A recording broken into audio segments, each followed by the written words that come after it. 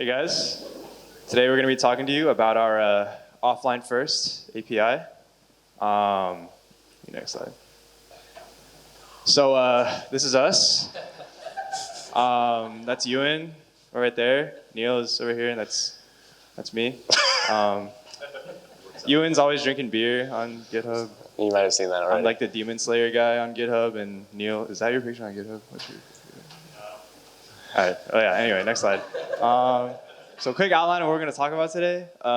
First, we're going to go into our offline first philosophy, and then we're going to kind of look at how that's implemented with our offline first UX patterns, and then finally we're going to kind of dig deep into the network layer and go over kind of the nitty-gritty details of how all that's implemented. So first, our philosophy. So the first and probably the most important thing to understand is kind of how data flows through our app, and as you can see, it's kind of a cycle. To start off, at the server sends out data via response data and our pusher API to Onyx. And Onyx is basically our client's local storage solution. From there, Onyx is connected to the props of all of our React components with Onyx higher order component. And with that, data is rendered directly to the React components from Onyx pretty much. Users then see this data and they input stuff based on this data, and that data is then sent to the server via an XHR request. And the cycle kind of just continues over and over and over again, basically for every flow that exists in our app. So a few important things to note, first of all, is that any data that's rendered in React comes directly from local storage. So whenever you go offline, basically, there's no change in the UI. And another important thing to note is that any API requests that rely on user input, so basically any write requests, are actually persisted to disk first and then read from disk before being sent by XHR. So basically what this means is if the user is offline and they make a bunch of requests, they make a bunch of write requests, these are all saved to the disk. And when the user comes back online, these requests are then retried in sequence. So yeah, in addition to kind of the response data and the pusher data that I was talking about earlier, there's actually a few other forms of local storage data that we use to kind of, I guess, make our offline first API work. The first of which is optimistic data, and this is kind of just any optimistic data that's stored directly into our local store before the actual API call is made. And this is primarily used for requests that kind of write data to the server so we can update the UI kind of instantaneously as soon as the user makes the change. This is also used to clear any like validation errors that are set in forms, and it can also set the pending action for a request. And all the pending action says is basically we kind of have this update locally, but we don't have it in the server yet, and that's used to kind of decide how to display certain things. You can go next slide. So next we have success data. This is kind of like cleanup a bit for optimistic data. It's saved into the local store after any API call responds with success. And it's important to note here that it doesn't actually include the response data from the API call. As I said, it's more kind of cleanup. It clears any errors and kind of any pending actions that we set in the optimistic data. And then finally, we have failure data, which happens when the API call fails. It undoes anything that we set in the optimistic data since it wasn't able to be successfully reflected in the server. And it also is in charge of setting any error messages based on what happened. So there's two types of functions you can call when you make API requests. There's API write and API read. Obviously for write, use it for any request that write beta. Even if it's like a really large read coupled with like a small write, you're still gonna use API.write. And these are actually processed one at a time on the sequential queue. So the sequential queue is kind of where all these requests are persisted to when the user, well, just always. They're always just persisted to this and read off. We then have API.read requests. These are obviously for requests that only read data from the server.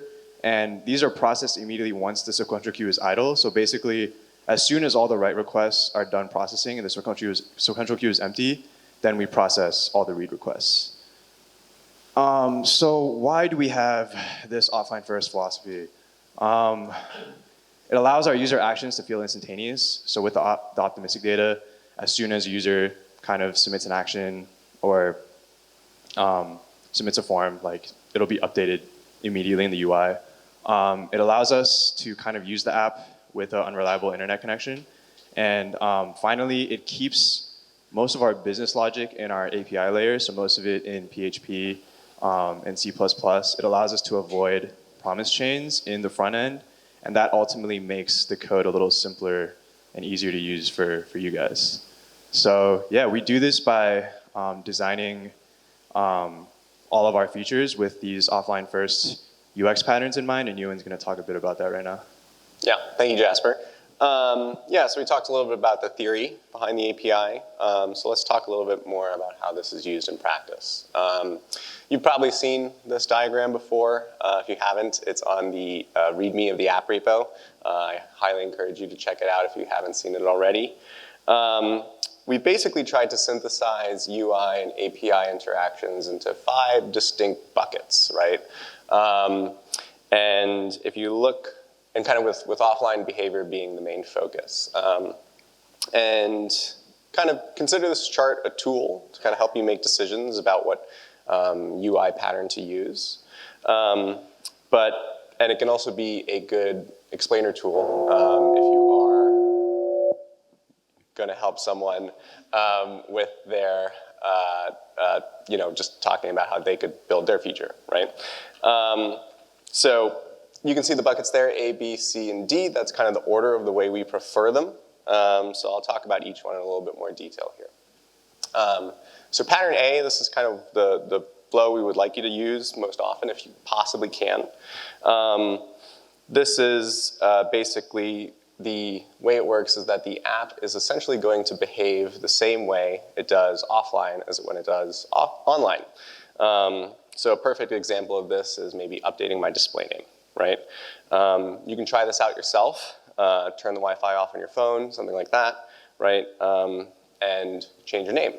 You'll see that that data is then persistent into the app. You can see your updated name all over the place, even though you're offline and no one else who is connected to you sees your updated name either.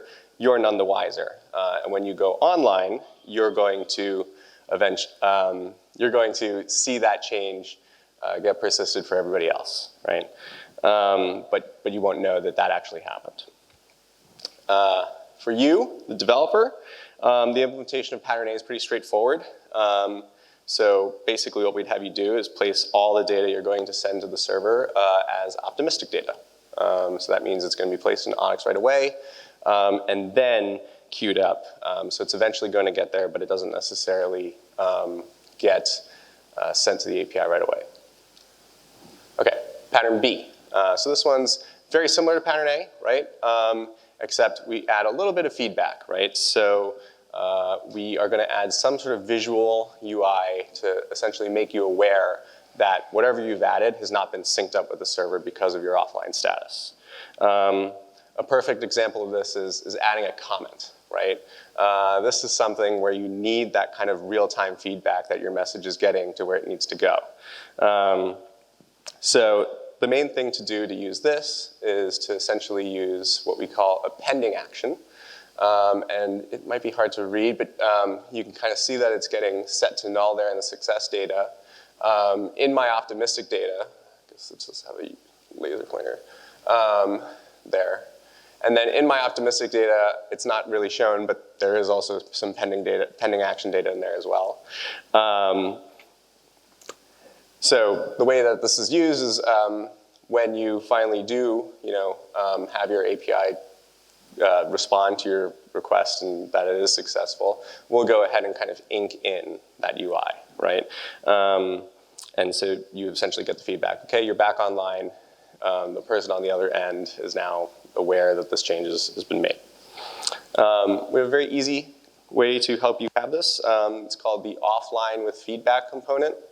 And basically all you have to do, it's very simple, is just add your pending action to the pending action prop for that offline with feedback component, and it kind of takes care of everything. Essentially what it's going to do is just dim down that opacity of whatever thing you're adding, right? Cool, okay. Pattern C. This one's a little less preferred, but it's basically used for situations where we can't have you take an action when you are offline, right? So a perfect example for this is signing in. You can't really sign into the app when there's nothing to sign into, right? So in this case, we're gonna straight up not allow you to move forward, right?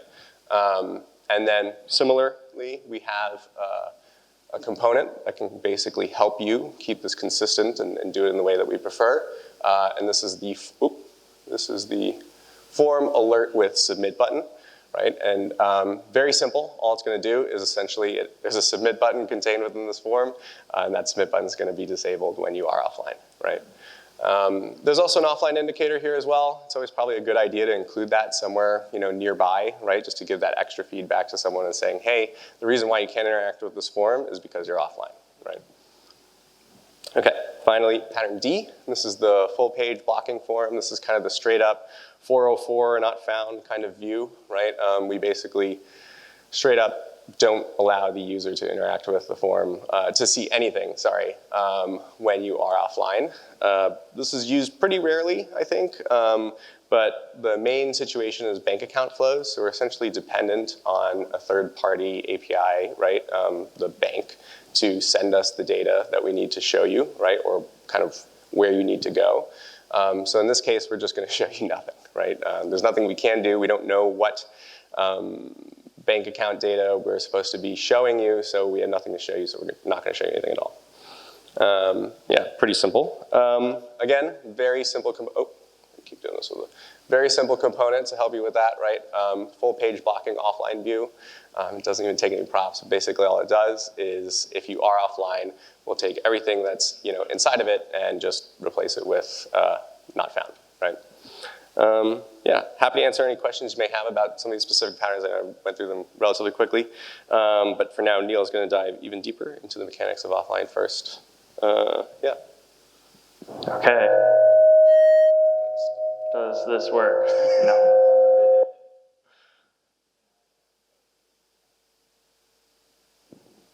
Hello, hello. Okay.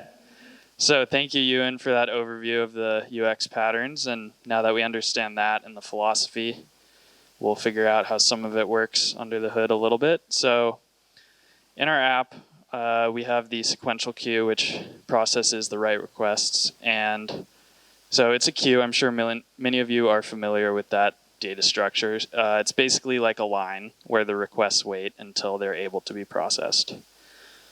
So some kind of facts about the queue.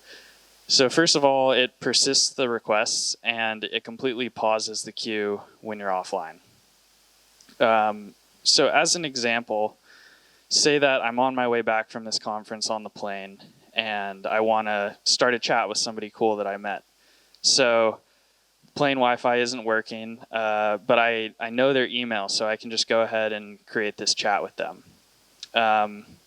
And since I'm offline, you'll see that offline feedback showing that everything was created, but it just hasn't been synced to the server yet.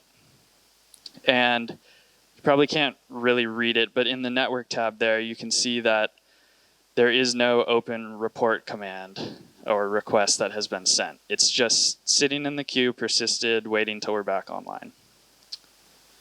Okay, and so another important aspect, like I said, the requests are queued. So I'm going to send a chat to say hi, of course, and that's just going to wait in line behind the open report request. So they're both queued up, sitting there ready to go when I come back online.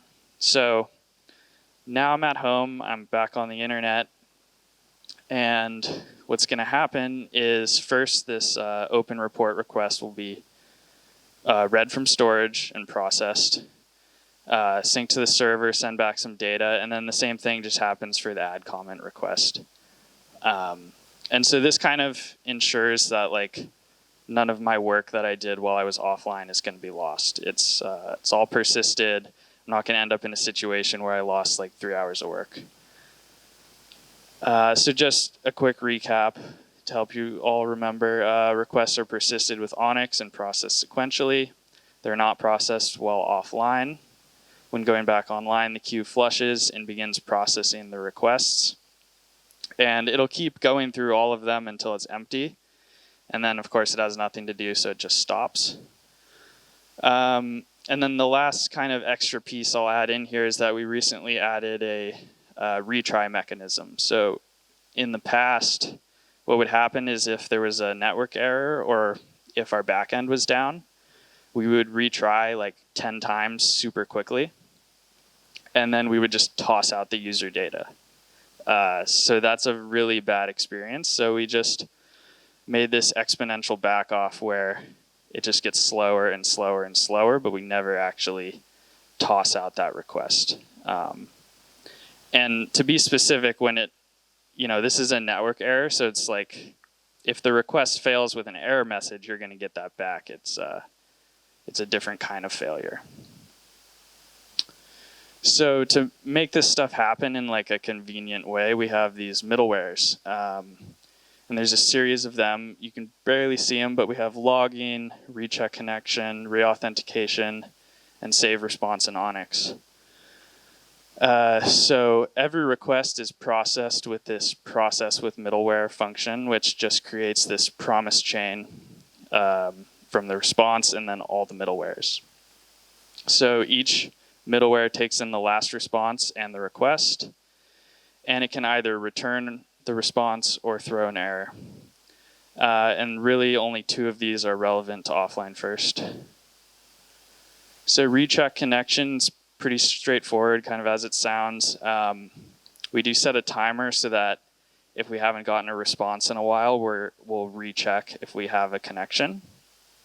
And then we also recheck the connection if we encounter some kind of networking error. And this just helps us maintain our offline state so that we're kind of always up to date on the latest.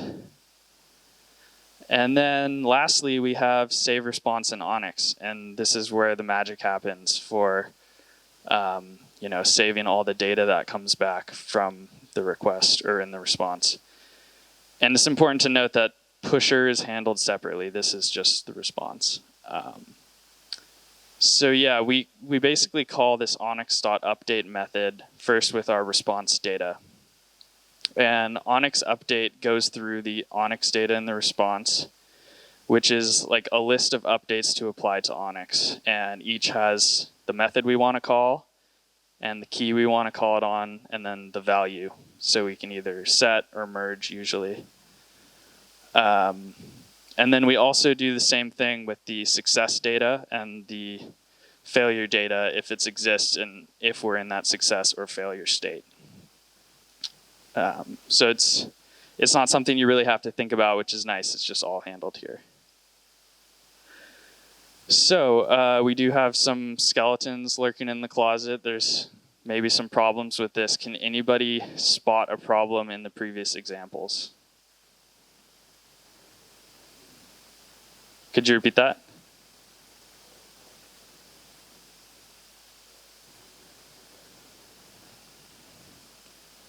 Yeah, that could be a problem. It's kind of similar to that, the one I'm thinking of. Any other ideas? Yeah?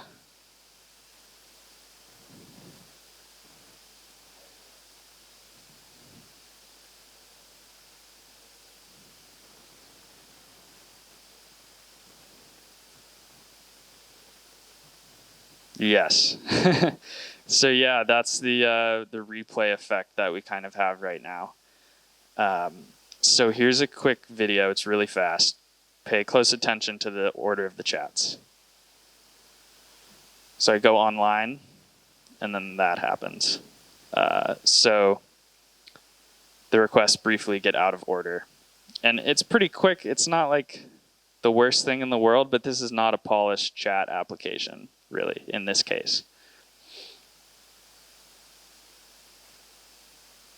Okay, we'll watch it one more.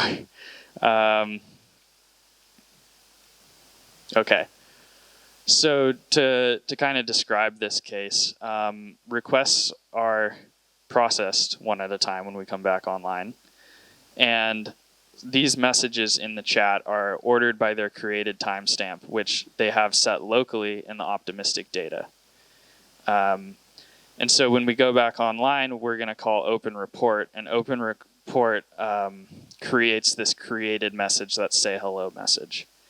And it sends back the server's timestamp of when it was actually created, because we kind of want to know the real created value. And that's sent back with pusher. And so it's newer than the other created timestamp, and so it goes in front temporarily. And then when the add comment command is processed for the actual comment, it finally gets updated and goes back to the right place. And like another manifestation of this, like he mentioned the display name. Also, if you toggle a switch on and off a bunch of times and you go back online, like it'll toggle back and forth. And so it's something that's pretty weird and we need to fix. All right, any questions? Yes.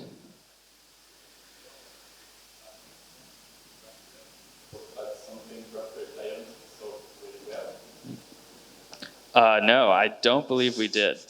I would love to hear more about that later. Yeah. Okay. I don't know if like we want to totally adopt GraphQL, but it'll be interesting to hear about. We could consider it.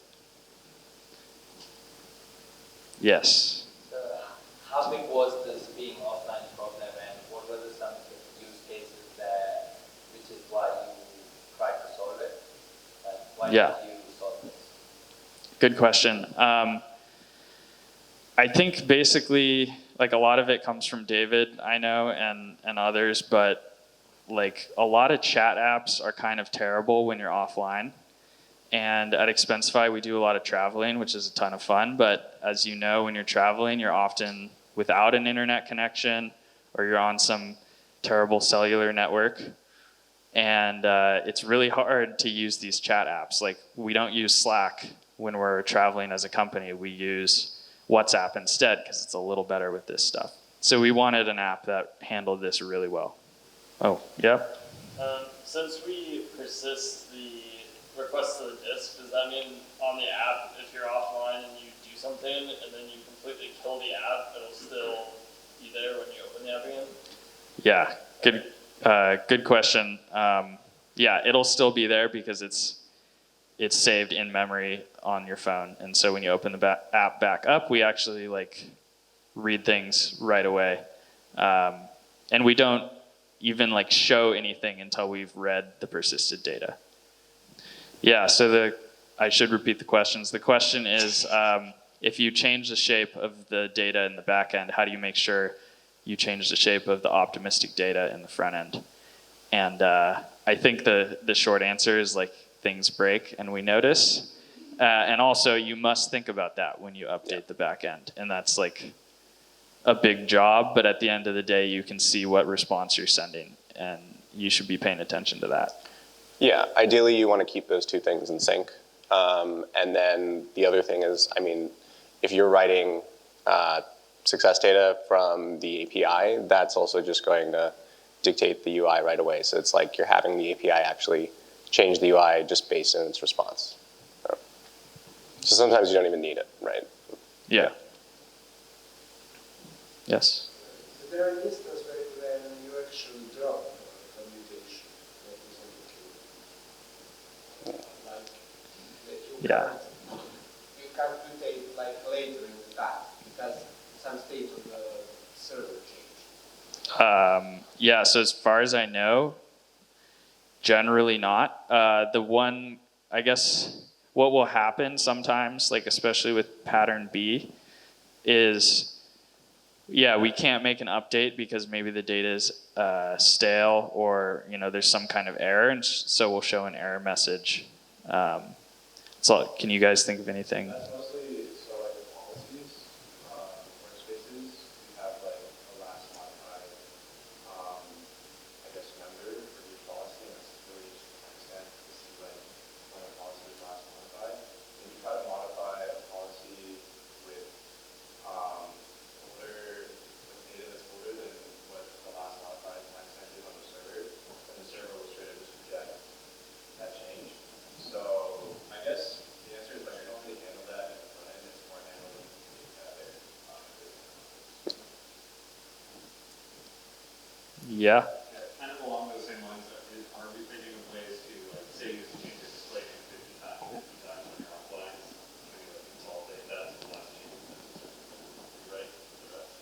Yeah, I think we can. I think we have to be careful about how we do that because the user can always send one more request, right? So it's like, how do you know when you're ready to consolidate? So I think we should do that, but I think we have to do it when the data comes back from pusher. That's just my idea, but I'm really interested to talk about it. Yeah. Okay. Well, thank you very much, guys.